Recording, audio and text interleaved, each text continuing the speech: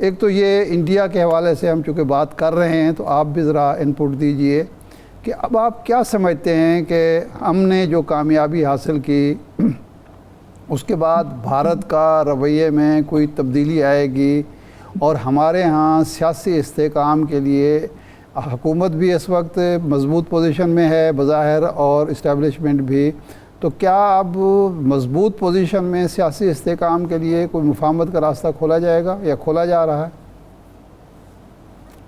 शुक्रिया शाह साहब। सबसे पहली बात तो हिंदुस्तान की जो फॉरेन पॉलिसी है वो बहुत बुरी तरह एक्सपोज हुई है और वो आलमी सतह के ऊपर बहुत तनहा नजर आ रहा है। और जिस तरह से उन्होंने मीडिया के जरिए झूठ फैलाया, आजकल की दुनिया में जो है वो फैक्चुअली इनकरेक्ट रिपोर्टिंग को बहुत ही माइंड किया जाता है। और स्पेशली वेस्ट में जब रूस यूक्रेन की जंग हुई, आपको याद हो, तो फिर यूरोप के साथ इंडिया नहीं खड़ी हुई और उन्होंने कहा कि हम गैर जानबदार हैं। तो उस जंग के दौरान उन्होंने भी कहा कि हम भी गैर जानबदार हैं।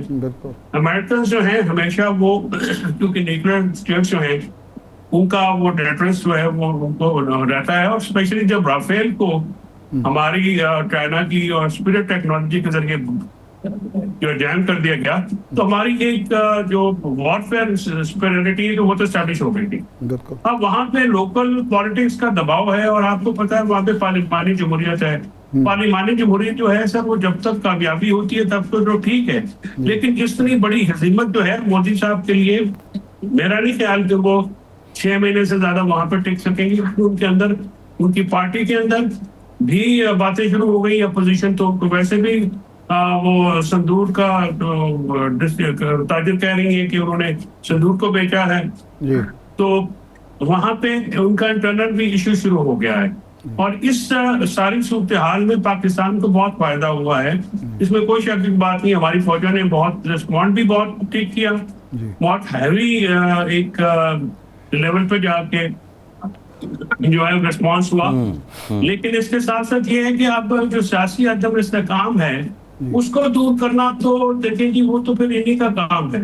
वो तो सर ये इस तरह से नहीं होगा कि उसके लिए अगर हुकूमत ये समझती है कि इमरान खान साहब इररिलेवेंट हैं या इमरान खान साहब जो हैं वो इस वक्त अनपॉपुलर हैं, तो ये गलत फहमी है। उसकी वजह ये है सर कि जो इस वक्त इमरान खान साहब जो है वो इररिलेवेंट नहीं है।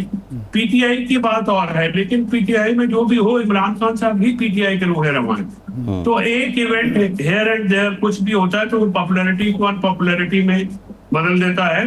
तो एस्टैब्लिशमेंट फौज जरूर पॉपुलर हुई है, जो पोलराइजेशन थी वो खत्म हुई है, लेकिन हुकूमत जो है वो अभी तक अनपॉपुलर।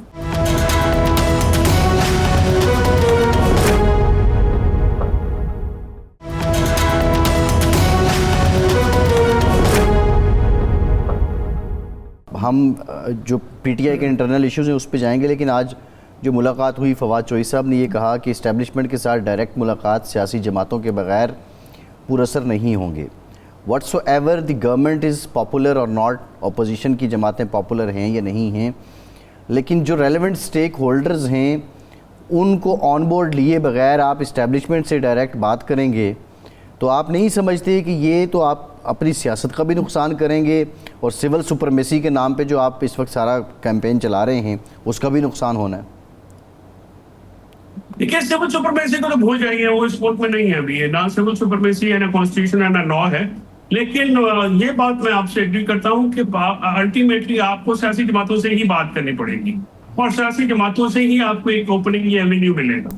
और वहीं ये चाहे उनके पास पावर है या नहीं है, तो ये जो मामला जिनके साथ है उन्हीं के साथ रखेंगे। तो पहले आपको थोड़ा वहां पे काम करना पड़ेगा। और दूसरी बात ये है कि सियासत जब तक एक आपकी सुपीरियर हुकूमत अपनी नहीं होगी सर, तो फिर आप कैसे उसको डिफीट करेंगे? कोई बेयर मिनिमम कंसेंसस है जो अपोजिशन जमातों के साथ कायम हो सकता है। पीटीआई की मौजूदा क्यादत तो वो भी करने में नाकाम रही है और उसमें जो है इमरान खान साहब के सामने जो पोर्ट्रे किया जाता है, वो मौलाना फजल रहमान साहब को पोर्ट्रे किया जाता है कि शायद उनकी कोई कोताही है, हालांकि वो कोताही नहीं है। वो 100% हमारे जो इस वक्त लीडरशिप है उनकी मुलाकातें भी नहीं, वो नहीं मुतमईन कर सके उनको, और इमरान खान साहब के साथ कम्युनिकेशन गैप कायम रखा गया। उसमें हुकूमत का भी ज़ाहिर है बहुत बड़ा हाथ है, क्योंकि वो भी नहीं चाहते कि सारी अपोजिशन की बातें करें, लेकिन फिर भी ये तमाम मुश्किल हालात तो सबको दरपेश रहते हैं। तो इसमें कोई ना कोई चीज करनी पड़ेगी। अब तहरीक का कर दिया गया है, लेट्स सी वो तहरीक कितनी कामयाब होती है, हो सकती है कि नहीं हो सकेगी। आजकल मौसम और हालात तो वैसे नहीं है, लेकिन पीटीआई जो है हमेशा वो उसने एक स्टैंड किया है, तो देखते हैं कि कोई ऐसी चीज वो लाए जिससे उनको कोई ऐसी मामलात कर सके। वो ये जो गौहर अली खान साहब ने कह दिया, हमारे दोस्त हफीजुल्लाह नियाज़ी साहब भी कह रहे हैं कि जी 5 जून को, गौहर साहब तो ये कहा कि इससे पहले रिहा हो सकते हैं, हफीजुल्लाह नियाज़ी साहब का कहना है कि 5 जून को उनकी ज़मानत हो सकती है इमरान खान साहब की। आप एक कानूनदान के तौर पर, और ज़ाहिर बात है आपकी मुलाकातें ज़्यादा हुई हैं खान साहब से, आप समझते हैं कि ऐसा मुमकिन है? नहीं सर, मैं इस राय से मुतफिक नहीं हूँ। हफीजुल्लाह नियाज़ी साहब की जो है प्रोडिक्शन में, उस पर भी आई थिंक उसमें काफी ज्यादा मामला जो है वो इस तरह से नहीं। देखिए ये कोई कानूनी केस तो है नहीं, ये तो सियासी केस है। जब तक सियासी तौर पे जहाँ पे मामला अटका हुआ है वहां पे रिजॉल्व नहीं होगा, तो ये केसेस तो वैसे रहेंगे, ये केसेस नहीं रहेंगे, कोई और केसेस आ जाएंगे। तो ये चीजें जो अपनी जगह होती रहेंगी। वो देखिए ये इशू नहीं है, इशू है कि आप इस वक्त जो है किस तरह से सियासी अपनी मामला करते हैं। सियासी मामला में पीटीआई फिलहाल नाकाम नजर आती है कि उसको रिजॉल्व नहीं कर सके, और कंफ्यूजन बहुत है। एक आदमी एक बात करता है, फिर इंटरनल लड़ाइयां बहुत हैं।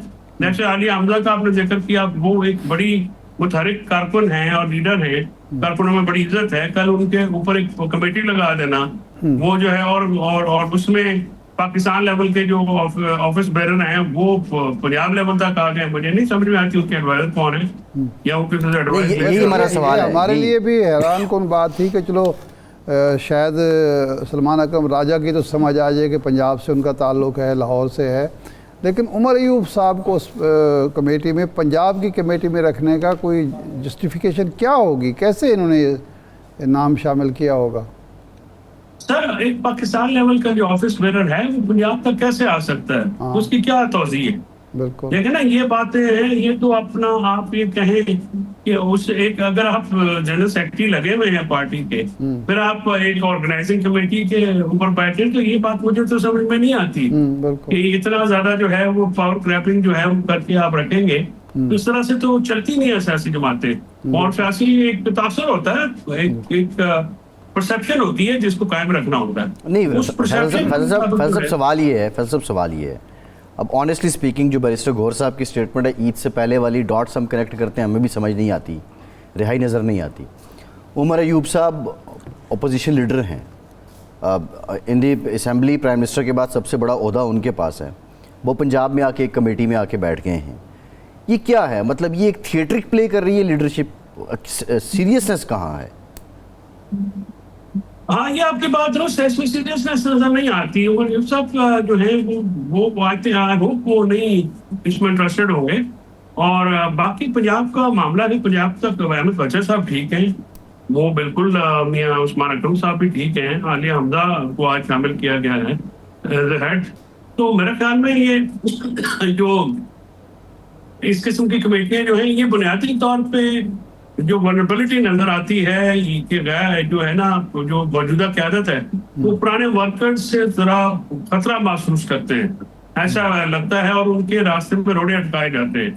और ये एक बात महसूस आपने भी की होगी कि जो परफॉर्म करता है उसके पीछे बाकायदा एक साजिश कर दी जाती है, उनको डिमीन किया जाता है। आज इमरान खान साहब ने मुझे पूछा कि तुम इतने दिन नहीं आए, तो मैंने कहा जिस किस्म की बातें हो रही थी तो मैंने मुनासिब समझा ना है। तो उन्होंने कहा कि ये जो अंदर आता है उसको कहते हैं, तो तुम इस पर ध्यान ना दो।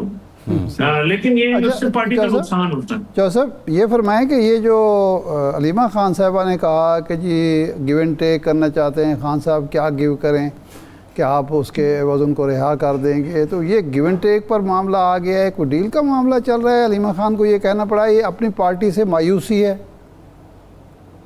नहीं, मेरे ख्याल में वो कॉम्प्रिहेंड नहीं कर सकी सिचुएशन को, और लफाजी में उनका थोड़ा ज्यादा इशू था।